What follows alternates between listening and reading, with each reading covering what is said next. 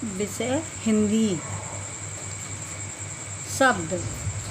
शब्द दो प्रकार के होते हैं, रूढ़ि शब्द और नंबर 2 यौगिक शब्द। रूढ़ि शब्द जो शब्द किसी विशेष अर्थ को प्रकट करने में प्रयुक्त होते हैं और जिनका शाब्दिक अर्थ नहीं होता है, जिस अर्थ में प्रयुक्त हुए हैं उन्हें रूढ़ि कहते हैं। जैसे पंकज। पंकज जिसका यौगिक अर्थ पंकात जायते इति पंकज। पंकात जायते इति पंकज अर्थात पंक। पंक मीन्स कीचड़। जा मीन्स उत्पन्न होना, पैदा होना, या मिलाकर कीच में पैदा होने वाली, कीचड़ में पैदा होने वाली प्रत्येक वस्तु। यानी पंकज का अर्थ हो गया कीचड़ में पैदा होने वाली प्रत्येक वस्तु जो कीचड़ में पैदा हो रही है। लेकिन पंकज का अर्थ कमल। पंकज होता है, पंकज मीन्स क्या है? कमल। अन्य से नहीं लेते हैं उसका अर्थ, क्या लेते हैं? कमल। अब यौगिक दो या दो से अधिक शब्दों, धातु, प्रत्यय एवं उपसर्ग के योग से बने हुए शब्दों को यौगिक कहते हैं। बने हुए शब्दों को यौगिक कहते हैं। शब्दों का निर्माण 3 प्रकार से होता है। शब्दों का निर्माण 3 प्रकार से होता है। नंबर 1 शब्दों के पहले उपसर्ग जोड़ने से। नंबर 2 दो या दो से अधिक शब्दों के मेल से। नंबर 3 धातु या शब्दों के बाद में प्रत्यय शब्द अंश जोड़ने से। समास। दो या दो से अधिक शब्दों की विभक्ति हटाकर और उन्हें एक साथ जोड़कर एक शब्द बनाने की प्रक्रिया को समास कहते हैं। समास का अर्थ संक्षेप करना। समास का अर्थ संक्षेप करना। समास के भेद। समास के भेद प्रधानतः 4 भेद हैं। प्रधानतः समास के 4 भेद हैं। नंबर 1 अव्ययीभाव। नंबर 2 तत्पुरुष। नंबर 3 बहुब्रीहि। नंबर 4 द्वंद्व। तत्पुरुष समास का भेद है कर्मधारय।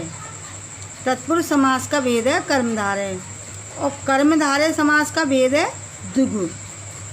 कर्मधारय समास का भेद है द्विगु। इस तरह से समास 6 प्रकार के होते हैं। वैसे समास कितने होते हैं? 4 होते हैं। अव्ययीभाव, तत्पुरुष, बहुब्रीहि और द्वंद्व। और कर्मधारय तत्पुरुष का भेद है और कर्मधारय का द्विगु भेद है। कहा है द्वंद्वो द्विगु अपि च अहम मदगेहे नित्यम अव्ययीभाव। द्वंद्वो द्विगु अपि च अहम मदगेहे नित्यम अव्ययीभाव। तत्पुरुष कर्मधारय येन अहम श्याम बहुब्रीहि। समास बोधक चक्र। अव्ययीभाव। अव्ययीभाव समास में पूर्व पद अर्थ प्रदान होता है। अव्ययीभाव समास में पूर्व पद अर्थ प्रदान होता है। तत्पुरुष समास में उत्तर पद अर्थ प्रदान होता है। अतत्पुरुष का भेद कर्मधारय। इसमें विशेषण और विशेष्य। विशेषण और विशेष, पहला पद विशेषण होता है और दूसरा पद विशेष्य होता है। द्विगु कर्मधारय का भेद द्विगु। द्विगु समास में पूर्व पद संख्यावाची विशेषण होता है। पूर्व पद संख्यावाची विशेषण होता है। बहुब्रीहि पद होते हैं लेकिन अन्य पद अर्थ प्रदान होता है। किसी तीसरे पद की ही प्रधानता होती है, अन्य पद अर्थ प्रदान होता है। द्वंद्व उभय, उभय मीन्स दोनों, उभय मीन्स दोनों पद अर्थ प्रदान होते हैं, दोनों पद अर्थ प्रदान होते हैं। द्वंद्व समास चा अर्थे द्वंद्व उभय पद प्रधानो द्वंद्व। इस समास में सभी पद प्रधान होते हैं और दो या दो से अधिक संज्ञा शब्द विग्रह की दशा में और से जुड़े रहते हैं। इस समास में सभी पद प्रधान होते हैं और दो या दो से अधिक संज्ञा शब्द विग्रह की दशा में और से जुड़े रहते हैं। द्वंद्व समास के भेद: इतरेतर द्वंद्व, समाहार द्वंद्व, एक शेष द्वंद्व। समस्त पद और विग्रह परीक्षा में इसी तरह से आते हैं।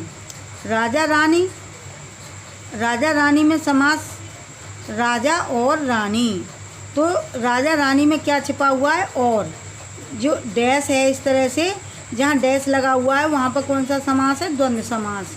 राजा रानी, राजा और रानी, राजा और रानी।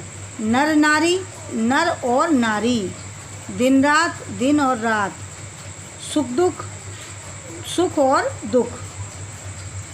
माता पिता, माता और पिता। जहाँ और शब्द छिपा होता है वहाँ द्वंद्व समास होता है, सीधा सीधा। अगर डैश खिंचा हुआ है वहाँ कौन सा समास है? द्वंद्व समास है। और शब्द जब छिपा हुआ है वहाँ द्वंद्व समास है। द्विगु समास संख्या पूर्व दुगु प्लस पूर्व पद उत्तर पद। तो पूर्व पद क्या है? संख्या पद, संख्यावाची है। पूर्व पद संख्यावाची है, उत्तर पद संज्ञा है। जैसे चार राहों का समूह, चार राहों का समूह। तो चार शब्द क्या है? पूर्व पद जो है चार, संख्या हो गई कितनी? चार। और उत्तर पद क्या है? राह, यानी रास्ता, मार्ग। यानी मार्ग तो है लेकिन कैसा मार्ग है? चार, चार यानी चौराया, चौराया यानी चार रास्तों का समूह, उसे कहते हैं चौराया। जिस कर्मधारय समास में पहला पद संख्यावाची और दूसरा पद, जिस समास में पहला पद संख्यावाची और दूसरा पद कोई संज्ञा हो वहाँ पर द्विगु समास होता है। द्विगु समास के भेद: समाहार द्विगु, तद्वत् द्विगु, उत्तर पद द्विगु। समस्त पद चौराहा विग्रह चार रास्तों का समूह, चार राहों का समूह। त्रिफला, त्रि मीन्स तीन और फल मीन्स फल, यानी तीन फलों का समूह, त्रिफला। त्रिफला तीन फलों का समूह। तिरंगा तीन रंगों का समाहार, यानी तीन रंगों का समाहार। इस समय परीक्षा में केवल द्वंद्व समास और द्विगु समास ही आएंगे, द्वंद्व समास और द्विगु समास ही आएंगे।